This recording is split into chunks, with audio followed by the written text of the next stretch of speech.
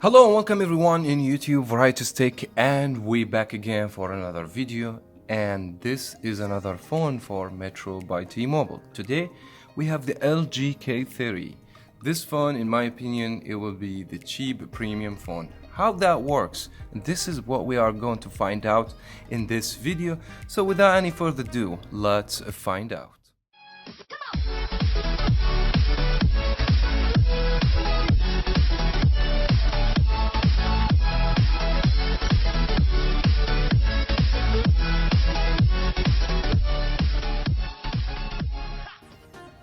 Now the LG K30 has paid my attention for too many reasons. First of all, the price and what Metro by T-Mobile offer right now. They're offering the phone for free if you switch your number. This is insane deal for the customers. Also, if you switch one line, you can get up to 4 phones free and 4 lines for $100. This is heck of a deal that Metro by T-Mobile they are throwing.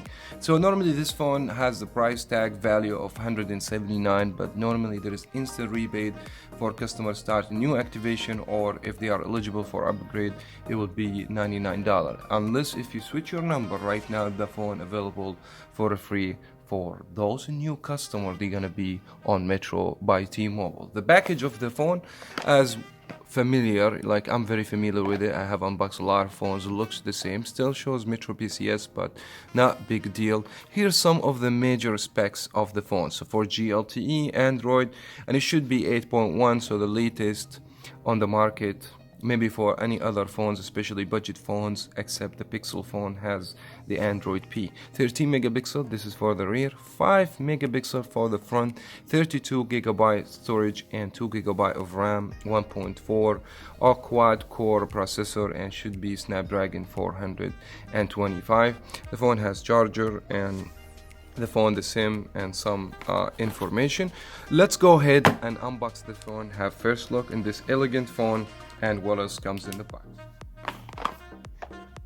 This time around I'm gonna crack this seal open. Here we go.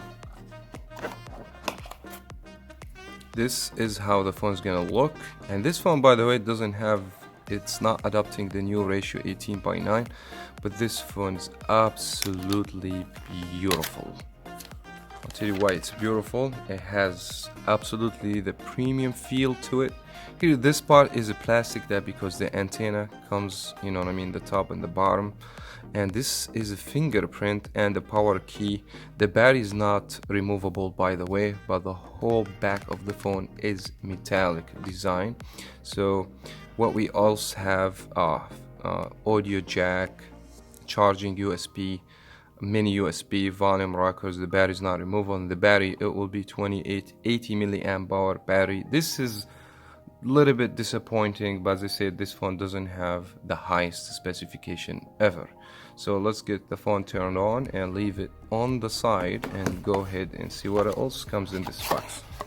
Normally I don't expect anything from Metro by T-Mobile to give us SIM ejector tool, because this phone you can't remove the back of it, so that way there's no way to have the SIM or memory card in the back of SIM card.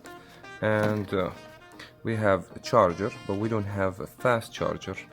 As I said, this is a budget device. This not like a high-end or mid-range device. This is a budget device, but as I said, this phone, that because has this metallic back over here, has a lot of feature, make this premium budget device, let's call it that way. So it has everything maybe you're looking for if you are not in the mood to spend a lot of money on a cell phone. Alright, so, and this the cable, actually mini USB. Nothing wrong with the mini USB, but I prefer just every phone has the USB-C and fast charger, but it's not gonna happen because the cost of the phones. Now what we're gonna do, we're gonna get this actually let this phone finish everything, and then after that we're gonna come back, we're gonna play with the phone. I'm gonna take my time, try the camera, look to the software, and give you my first opinion about the phone. We'll come back. Now, after playing in this phone, spending some times, I went through actually the options, the features and stuff like that. But before we go through this, I wanted to explain to you that I did a mistake when I unboxed the phone and I told you it will be 8.1 Android Oreo. Though this phone doesn't have Android Oreo, it has 7.1 Android Nougat. Maybe it's not that big deal, and as far as what I know about LG also push updates for the operating system even on the budget devices.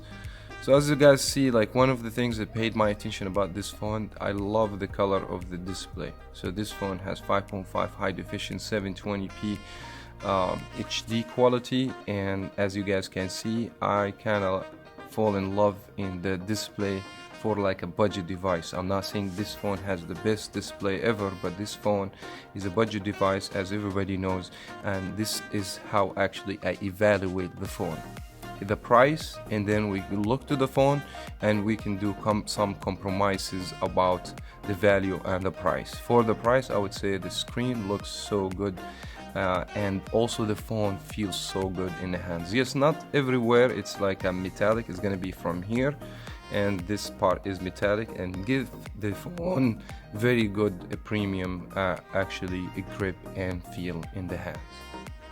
Now also, I just want to mention also the phone has a fingerprint. The fingerprint is not the faster fingerprint I have seen. Sometimes doesn't even respond from the first time, sometimes works perfectly fine.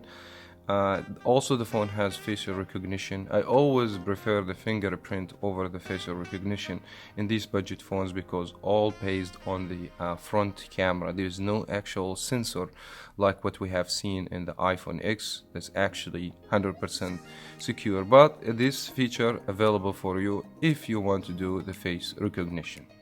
Now, if you've been watching my videos before for all the phones from LG I have reviewed in the past, there is no app drawer over here, as you guys can see, but this is something optional. You always can go to the settings and then go to display and then go to home, and you can change it to the app drawer, or you can just keep everything on the main screen, same as the iPhone. So this actually depends on the customer or the user taste.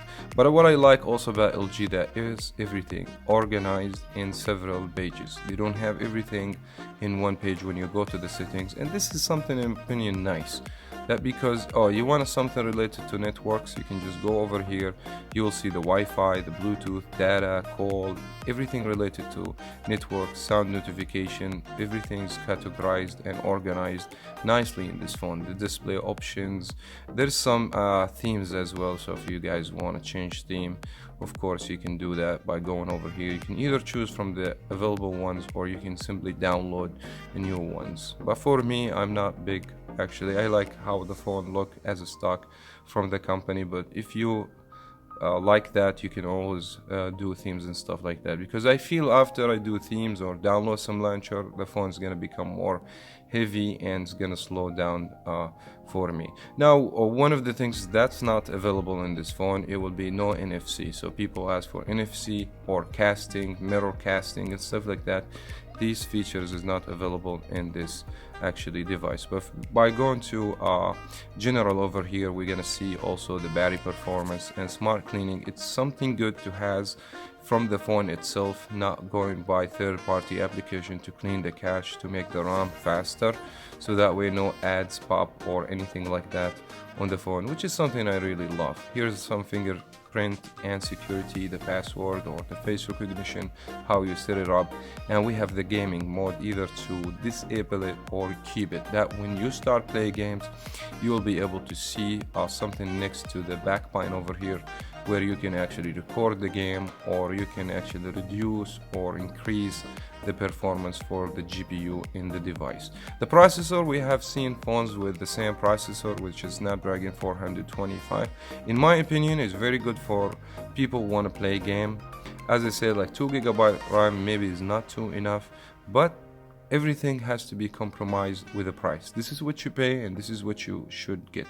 You don't get fast charge, you don't get USB-C, you don't get NFC, you don't get screen mirroring or casting on the phone, but because this is what you pay. But that doesn't make this phone look bad. 32 GB storage is way enough for the user to download many things. You can add also SD card for more stuff like that. And the way the phone looks, feels in the hands is nice. Yes, the phone doesn't have or not adopting the new ratio 18:9. It looks like old-fashioned way 2017 phones or 2016, but doesn't make the phone to be bad.